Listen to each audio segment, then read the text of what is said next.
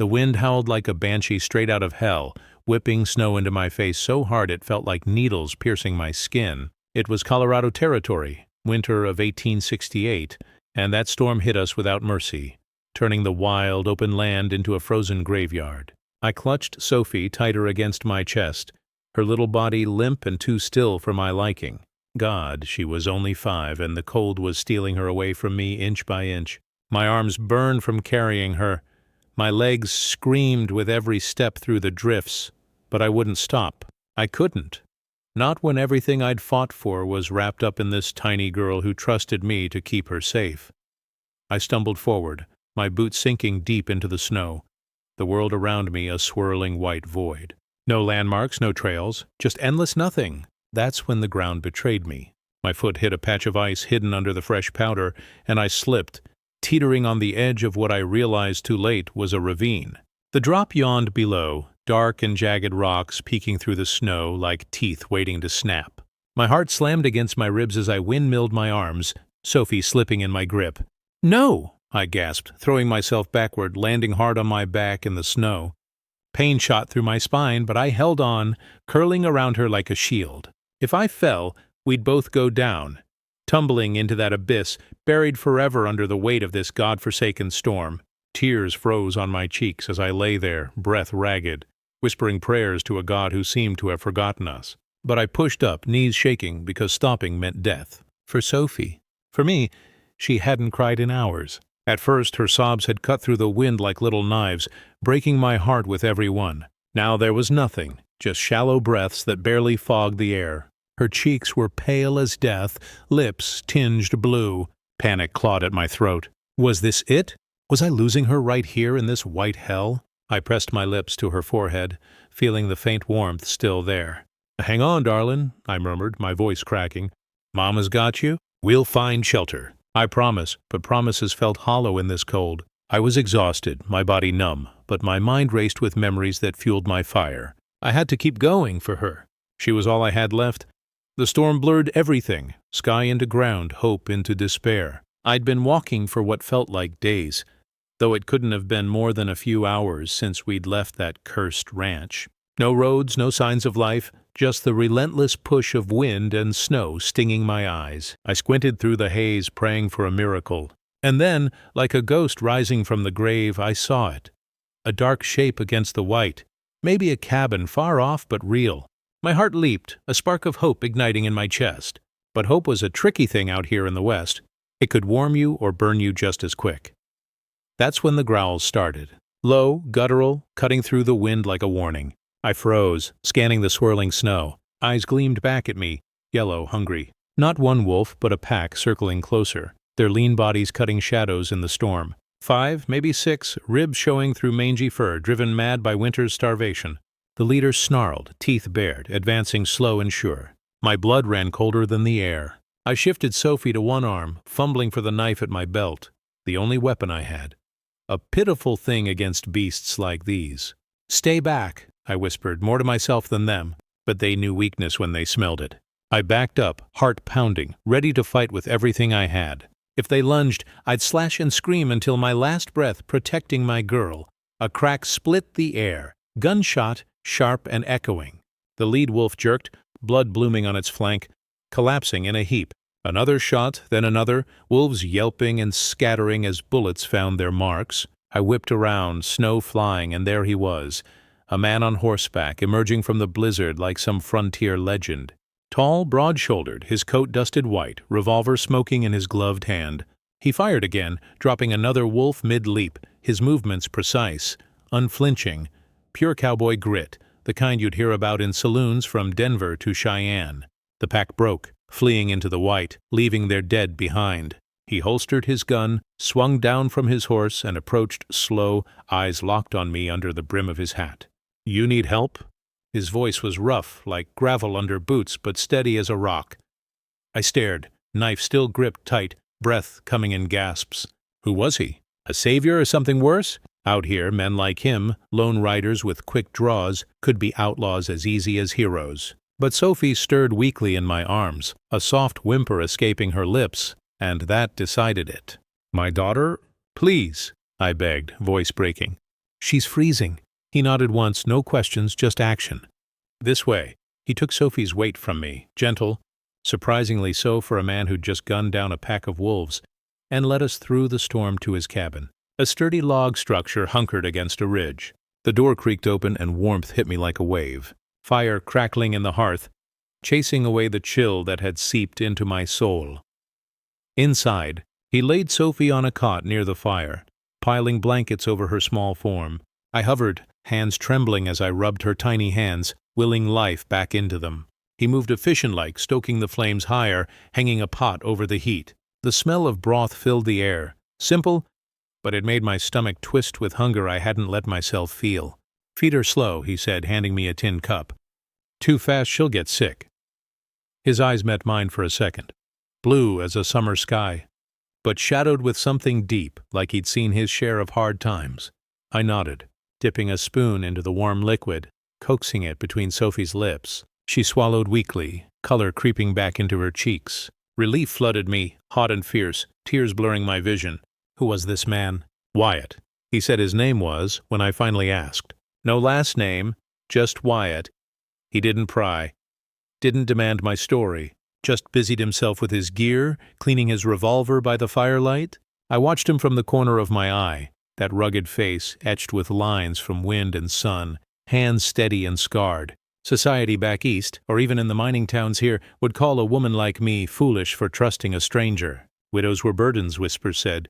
Easy prey for drifters and no-goods. But out here, in this cabin, with the storm raging outside, his silence felt like respect, not threat. As Sophie warmed, her breaths deepening into sleep, I sank onto a stool, exhaustion crashing over me. Wyatt pushed a plate my way, cornbread steaming fresh. "Eat," he grunted, not looking up from his work. I hesitated, pride warring with need, but the first bite melted on my tongue, warmth spreading through me like a forgotten embrace. It had been so long since someone cared for me without expecting something back. My mind drifted to Harlan, my late husband's brother, back at the ranch we'd called home. God, how I begged him. It played out in my head like a nightmare I couldn't shake. After John's death in that mine collapse, crushed under tons of rock, leaving me shattered, Harlan had turned cold. "I can't keep you here, Eleanor," he'd snarled that night. His wife Clara standing silent in the corner, eyes averted like she was ashamed, but too weak to speak up. Clara, with her pinched face and Bible always in hand, had once been kind, baking pies and minding Sophie when I worked the fields. But now? She just nodded along as Harlan ranted about hard times, slim pickings, a widow and a kid. We're barely scraping by ourselves. Society don't look kindly on charity cases dragging a family down. I'd fallen to my knees, clutching his boots, tears streaming. "Please, Harlan, I'll work dawn to dusk.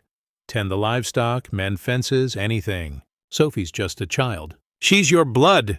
He'd yanked away, face twisted. "Blood don't pay bills, and folks around here talk. A single woman under my roof? It ain't proper." Clara had murmured something about propriety, echoing the town's gossips who'd labeled me a poor soul, but offered no help. The door slammed behind us as he shoved us out, the bolt sliding home like a gunshot. I could still hear Clara's soft sob from inside, but she hadn't stopped him. One Han burned in my chest. Against Harlan's cruelty, Clara's cowardice, the whole damn world that saw widows as worthless. But here, in Wyatt's cabin, that bitterness eased a fraction. He didn't judge, didn't leer. When Sophie stirred, whimpering, he glanced over, his rough features softening just a touch. "She'll be all right," he said, voice low. "Kids are tougher than they look." I met his gaze, a flicker of something stirring in me. Gratitude, maybe, or the first hint of trust. It scared me, that feeling, like thawing ice cracking underfoot. Out west, love was a luxury, but in that moment, with the fire popping and Sophie safe, I wondered if maybe, just maybe, there was room for more. The night wore on, storm battering the walls like it wanted in. I dozed fitfully, waking to check on Sophie, her little chest rising steady now. Wyatt kept watch by the fire, whittling a piece of wood with a knife, the scrape of blade on grain, a soothing rhythm. Dawn crept in gray and weak, but the blizzard had eased some. Sophie opened her eyes, blinking at the strange room, then at Wyatt across the way. She shrank against me, wide-eyed, but curious too. "Mornin', little one," Wyatt said, not moving closer, giving her space. He held up what he'd carved. A small bird, wings tucked, detailed feathers etched fine. Ever seen a sparrow up close? They don't fly south like the others. Stick it out through the worst winters. Sophie stared, then reached out tentative, her fingers brushing the wood. She clutched it close, a small smile breaking through. Watching them, my heart twisted, pain from the past mixing with a warmth I hadn't felt since John. Wyatt's eyes met mine over her head, and for a second, the air hummed with unspoken possibility. Who was he, really? A man haunted like me? The pull was there, subtle but strong, drawing me in despite every warning bell in my head. But the West didn't hand out happy endings easy. As Sophie played with her new treasure, I couldn't shake the feeling that this sanctuary was temporary, that dangers lurked beyond these walls. Wolves, storms, or worse, the ghosts of our pasts. Yet, in that quiet morning, with Wyatt's steady presence filling the room, I allowed myself to hope. Maybe healing started like this. One carved bird, one shared glance. In the heart of a frozen wilderness. Word count, approximately 1520. Wait, the user asked for 5,000 words, but this is just Chapter 1 based on the first 27 points. I need to expand massively with internal emotions, details, and sub-characters to reach 5,000. To reach 5,000 words, I need to flesh out each scene with more description, internal monologue, flashbacks with details, and build emotional layers. Expanded version. The wind howled like a banshee straight out of hell, whipping snow into my face so hard it felt like needles piercing my skin. It was Colorado territory, winter of 1868, and that storm hit us without mercy, turning the wild open land into a frozen graveyard. I clutched Sophie tighter against my chest, her little body limp and too still for my liking. God, she was only 5, and the cold was stealing her away from me inch by inch. My arms burned from carrying her, my legs screamed with every step through the drifts. But I wouldn't stop. I couldn't. Not when everything I'd fought for was wrapped up in this tiny girl who trusted me to keep her safe. My name is Eleanor Hayes, and I'd never been one to back down from a fight. Born in a dusty Missouri town, I'd come west with John full of dreams. Land, a family, a life carved from the frontier. But dreams die hard out here, and John had gone first, crushed in that mine explosion last spring. The blast had echoed through the valley like thunder, and when they brought his body back, mangled and lifeless, a part of me died with him. His eyes, once full of laughter, stared blank at the sky. I buried him on a hill overlooking our small claim, Sophie clinging to my skirt, asking why Daddy wasn't waking up. That day, the world turned colder, but I soldiered on, working the land, raising our girl, ignoring the whispers in town about a woman alone. But Harlan, John's brother, had other ideas. He and Clara had the ranch next over, a sprawling spread with cattle and a warm hearth. After John's death, I'd thought family would step in. Instead, Harlan saw me as a threat. Or worse, a charity case. "Can't have you here, Eleanor," he'd said that fateful night, his voice slurred from whiskey, eyes hard as flint. Clara stood by the stove, wringing her apron, her mousy brown hair tied back, face pale. She'd been my friend once, sharing recipes and gossip over fence lines. "Harlan, she's kin," she'd whispered, but he shot her a look that silenced her quick. "Kin don't mean much when times are tough," he snapped. "Mine's drying up, cattle dying in the cold. You think I can feed another mouth? And that kid? Useless till she's grown." The words hit like slaps, defining me not as a sister-in-law, a mother, but as a burden. Society in these parts was unforgiving. Widows were expected to remarry quick or fade away. The town folks, like old Mrs. Whitaker at the general store, clucked their tongues. Poor Eleanor, but what did she expect? A woman can't run a place alone. I dropped to my knees, grabbing his sleeve. "Please, Harlan. I'll earn my keep. Chop wood, cook, tend the garden. Sophie's no trouble. She's good as gold." "Don't do this to us!" Clara turned away, busying herself with pots, but I saw the tear on her cheek. Harlan pulled free, towering over me. "Ain't about work. It's about what's right. Folks talk. A widow living with her brother-in-law? It looks bad. Clara's reputation, mine? No." He opened the door, cold air rushing in. "Get out. Find your own way." Sophie had woken then, rubbing her eyes, calling for me. I scooped her up, bundling her in my shawl, and stepped into the night.